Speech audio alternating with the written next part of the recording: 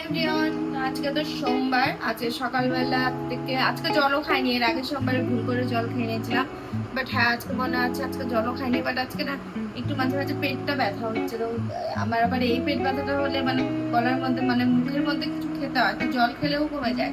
তো এখন ভোলেনাথের নামে যতক্ষণ না খেয়ে থাকতে পারি তো ঠিক আছে, মানে যতক্ষণ বলতো 11টার মধ্যে তো পুজো হয়ে যাবে। আর এই যে রুদ্রকে এই 2 দিন ধরে না হাতে একটা করে বিস্কিট দেওয়া শুরু করেছে, তো ও নিজেই কামড়ে কামড়ে খেয়ে নেয়। আর ওর সঙ্গে যেই জিনিসগুলো হচ্ছে আমার মেয়ের সাথে সেই জিনিসগুলো একদমই করিনি। কারণ হচ্ছে ও টাইমে দুধ বিস্কিট খাওয়াতাম, কিন্তু এরকম গোটা বিস্কিট হাতে দিইনি, কিন্তু ওকে দিই। আর দিলে না এতটা করে কামড়ে নিয়ে নেয়, ভয়ও লাগে যে গলায় বেসন লাগবে নাকি। তো একটু করে না দিলেও হবে না, শিখবে না। আর ওর অনেক কটাই দাঁত উঠে গেছে, তার জন্য দেওয়া। ওর নিচে 2টো উঠেছে, উপরে 4টে উঠেছে, 6টা। আরো নিচে আরো 2টো মানে সাদা সাদা বেরিয়ে গেছে, তার মানে 8টা হয়ে যাবে। তো এর জন্যই ওকে একটু দেওয়া শুরু করেছি, কারণ এই টাইমটা যদি ধীরে ধীরে করে শিখে যায় না, ফিউচারে গিয়ে আমারই সুবিধা হবে। কারণ ওকে খাওয়ানোর জন্য নিজে হাতে যদি খেয়ে নিতে পারে তাহলে তো খুব ভালো। কারণ আমার মেয়েকে এই কিছুদিন মানে কয়েক বছর, ওর এখন তো 10 হচ্ছে, ওই 3 বছর 4 বছর হলো, 4 বছরের মতো হবে হয়তো, ওকে একা একা খেতে দিই। তার আগ পর্যন্ত আমাকেই খাইয়ে দিতে হতো না, এখন নিজেকে দিয়েই বসিয়ে রাখি যে যতক্ষণ লাগে লাগবে। বাট হ্যাঁ এখন খাওয়া শিখে গেছে, এখন 10 বছর অনেকটাই বড়, এখন খাওয়া শিখে গেছে, এখন টেস্টও বোঝে, ঝালও খায়, সবকিছুই করে। ঠিক আছে, আজকে কালকে থেকে কি তুই খাওয়া স্টাইল দিলি? দেখি নাকে জল আছে নাকি, দেখি নাকি সুজি শেলির থেকে ভাইরাল ফিভার লাগলো না, নাকে জল আছে তো দেখি, জ্বর আসে নাই তো? ওর কানটা গরম গরম লাগে গো, দেখো জ্বর আসছে নাকি বাবা? তোমার জ্বর আসছে? হ্যাঁ তোমার জ্বর আসছে নাকি?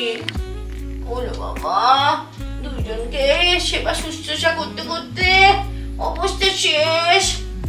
ভাইরাল ফিভার নাকি তোমাদের? Viral fever?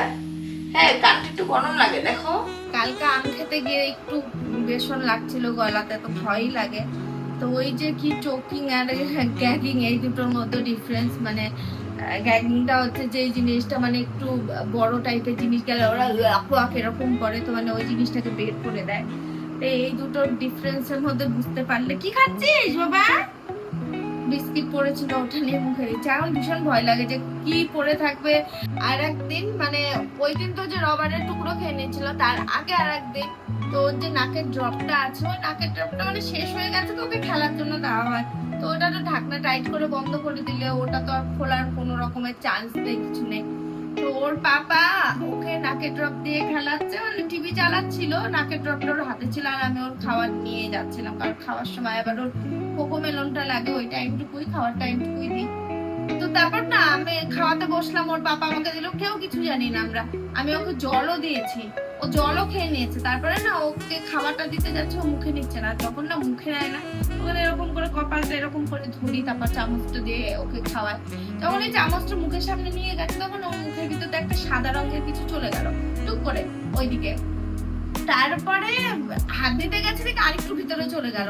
তারপরে হাত দিয়ে হাত পুরো ঢুকিয়ে দিয়ে আঙ্গুলটা এরকম করে পুরোটা ঢুকিয়ে দিয়ে বের করে নিয়ে আসলাম।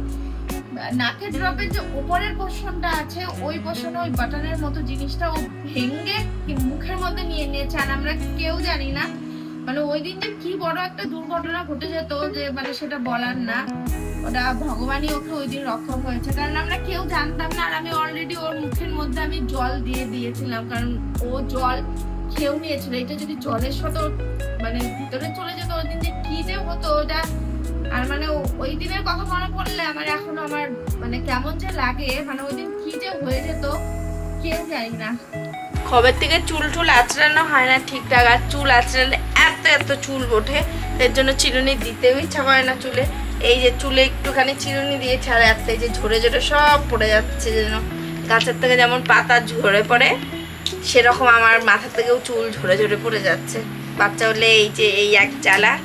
এমনি আমার আগে ওরকম চুল ওঠার প্রবলেম ছিল না, বাট এই যে ইদানিং এই বর্ষাকালটাতে প্রচুর চুল পড়ে যাচ্ছে। এই বর্ষাকালেই মনে হচ্ছে পুরো টাক পড়ে যাবে, কারণ মাথায় চিরুনি দিলেই ঝরে ঝরে পড়ে যাচ্ছে সব কিছু। আর তো এমনি আঁচড়াতেও ইচ্ছা করে না, জট লেগে যায় কয়েকদিন পর পর আছড়ে। আর তোমার চুলটা অনেকটাই বড় হয়ে গেছে, তাও তো কেটে আসলাম শিলিগুড়িতে, কিছুদিন আগেই তো কেটে আসলাম, সামনে থেকে লেয়ার দিলাম, পেছন থেকে ইউ দিলাম। তো একটু ভালো করে আছড়ে নিই, আর একটু পরে আবার শ্যাম্পু দিয়ে স্নান করতে হবে। তো জটটা ছাড়িয়ে নিলে না শ্যাম্পু করলে ভালো লাগে।